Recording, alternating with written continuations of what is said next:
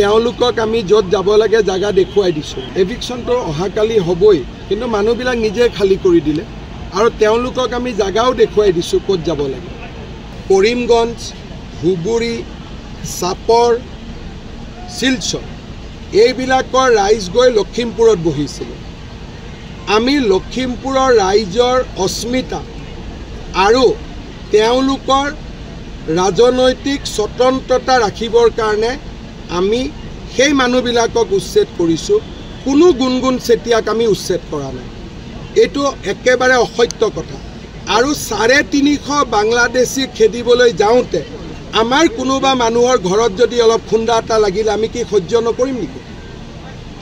যদি আমাৰ কাৰো গাতে অসম আন্দোলনত বিদেশী খেদিবৰ কাৰণে 855 জন শ্বহীদ হৈছিল, এতিয়া যদি অসমীয়াই ভাবে যে 500 বাংলাদেশীক উৎখাত কৰক, কাষত মোৰ ঘৰটো আছে, সামান্য খুন্দা এটাও নালাগিব, তেনেকৈ জাতিটো বাচিব নেকি? তাতে কি হ'ল? কঠীয়াখিনি গ'ল, আকৌ লগাই দিলেই হ'লহেঁতেন ৰাতিপুৱা। তাক লৈ ৰাজনীতি হ'ব পাৰে নেকি? নাই, ৰাজনীতি কোনে কৰিছে? যোনে এই মহিলাগৰাকীৰ নামত বাংলাদেশীখিনিক সংৰক্ষণ দিব খোজে। উদ্দেশ্য মহিলাগৰাকী নহয়, উদ্দেশ্য হ'ল যাতে বিজেপিয়ে উচ্ছেদ বন্ধ কৰে। কিন্তু বিজেপিয়ে কালিও চাপৰত কৰিব, পৰহিও গোৱালপাৰাত কৰিব। কোনেও বিজেপিক ৰাখিব নোৱাৰে। বাংলাদেশী উচ্ছেদ হ'বই। ভূমি তেওঁৰ ভূমি লোৱাই নাই আমি। তেওঁৰ যিকেইগৰাকীৰ ভূমি আমি উচ্ছেদ কৰিছিলোঁ সকলোৱে আজি ভূমিত সোমাই গ'ল। এইগৰাকী মহিলাৰ কোনো মাটি কোনেও লোৱাই নাই। এটা ৰিল বনালে হৈ যাব নেকি চব কথা? মোৰ লগত ব'লক একেলগে কাৰ আমি ঘৰ ভাঙিছোঁ চাওঁ। যদি আপোনালোকে গুৱাহাটীৰ পৰা জাৰ্নেলিষ্ট এটা যায়, টিম এটা, আমি আপোনালোকক লৈ যাম যে কাৰ ঘৰ আমি ভাঙিছোঁ। আমি বাংলাদেশীৰ ঘৰ ভাঙিছোঁ। যিকেইগৰাকী খিলঞ্জীয়া মানুহৰ ঘৰ আমি উচ্ছেদ কৰিছিলোঁ, ভিজিআৰ পিজিআৰত আছিলে, কেতিয়াবা উচ্ছেদ হ'লহেঁতেন, আমি ম্যাদী পট্টা দি দিলোঁ। এইবিলাক কথা ৰাজনীতি কৰি লাভ নাই। আৰু অসমীয়া মানুহে সহ্য কৰিব শিকিব লাগিব। যদি বাংলাদেশীৰ গাত টোকৰ মাৰোঁতে আমি যদি ভাবোঁ আমি একদম ইস্ত্ৰি মাৰা চাৰ্ট পিন্ধি থাকিম, অলপো বোকা নপৰিব, কাৰোবাৰ ঘৰত বুলডোজাৰ চলিব, তাৰ বোকাও আমাৰ গাত নপৰিব, তেনেকৈতো নহ'ব নহয়। আমাৰ মানুহে জীৱনো দিছিলে বাংলাদেশীক খেদিবৰ কাৰণে। এতিয়া আমি কঠীয়া কেডাল দিব নোৱাৰোঁ। তেওঁলোকক আমি য'ত যাব লাগে জাগা দেখুৱাই দিছোঁ। এভিকশ্যনটো অহাকালি হ'বই, কিন্তু মানুহবিলাক নিজে খালী কৰি দিলে আৰু তেওঁলোকক আমি জাগাও দেখুৱাই দিছোঁ ক'ত যাব লাগে। কৰিমগঞ্জ, ধুবুৰী, চাপৰ, শিলচৰ এইবিলাকৰ ৰাইজ গৈ লখিমপুৰত বহিছিলে। আমি লখিমপুৰৰ ৰাইজৰ অস্মিতা আৰু তেওঁলোকৰ ৰাজনৈতিক স্বতন্ত্ৰতা ৰাখিবৰ কাৰণে আমি সেই মানুহবিলাকক উচ্ছেদ কৰিছোঁ।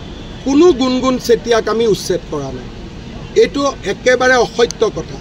আৰু 350 বাংলাদেশী খেদিবলৈ যাওঁতে আমাৰ কোনোবা মানুহৰ ঘৰত যদি অলপ খুন্দা এটা লাগিলে আমি কি সহ্য নকৰিম নেকি?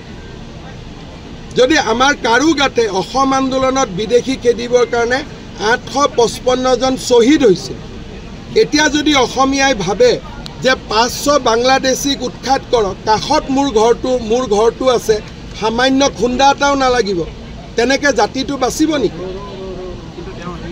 তাতে কি হ'ল? কঠীয়াখিনি গ'ল, আকৌ লগাই দিলেই হ'লহেঁতেন ৰাতিপুৱা। তাক লৈ ৰাজনীতি হ'ব পাৰে নেকি? নাই, ৰাজনীতি কোনে কৰিছে? যোনে এই মহিলাগৰাকীৰ নামত বাংলাদেশীখিনিক সংৰক্ষণ দিব খোজে। উদ্দেশ্য মহিলাগৰাকী নহয়, উদ্দেশ্য হ'ল যাতে বিজেপিয়ে উচ্ছেদ বন্ধ কৰে। কিন্তু বিজেপিয়ে কালিও চাপৰত কৰিব, পৰহিও গোৱালপাৰাত কৰিব। কোনেও বিজেপিক ৰাখিব নোৱাৰে। বাংলাদেশী উচ্ছেদ হ'বই। ভূমি তেওঁৰ ভূমি লোৱাই নাই আমি। তেওঁৰ যিকেইগৰাকীৰ ভূমি আমি উচ্ছেদ কৰিছিলোঁ সকলোৱে আজি ভূমিত সোমাই গ'ল। এইগৰাকী মহিলাৰ কোনো মাটি কোনেও লোৱাই নাই। এটা ৰিল বনালে হৈ যাব নেকি চব কথা? মোৰ লগত ব'লক একেলগে কাৰ আমি ঘৰ ভাঙিছোঁ চাওঁ। যদি আপোনালোকে গুৱাহাটীৰ পৰা জাৰ্নেলিষ্ট এটা যায়, টিম এটা, আমি আপোনালোকক লৈ যাম যে কাৰ ঘৰ আমি ভাঙিছোঁ। আমি বাংলাদেশীৰ ঘৰ ভাঙিছোঁ।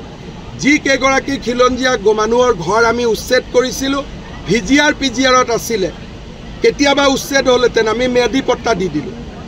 এইবিলাক কথা ৰাজনীতি কৰি লাভ নাই আৰু অসমীয়া মানুহে সহ্য কৰিব শিকিব লাগিব। যদি বাংলাদেশীৰ গাত টোপৰ মাৰোঁতে আমি যদি ভাবোঁ আমি একদম ইস্ত্ৰি মাৰা চাৰ্ট পিন্ধি থাকিম, অলপো বোকা নপৰিব, কাৰোবাৰ ঘৰত বুলডজাৰ চলিব, তাৰ বোকাও আমাৰ গাত নপৰিব, তেনেকৈতো নহ'ব নহয়। আমাৰ মানুহে জীৱনো দিছিলে বাংলাদেশীক খেদিবৰ কাৰণে, এতিয়া আমি কঠীয়া কেইডাল দিব নোৱাৰোঁ।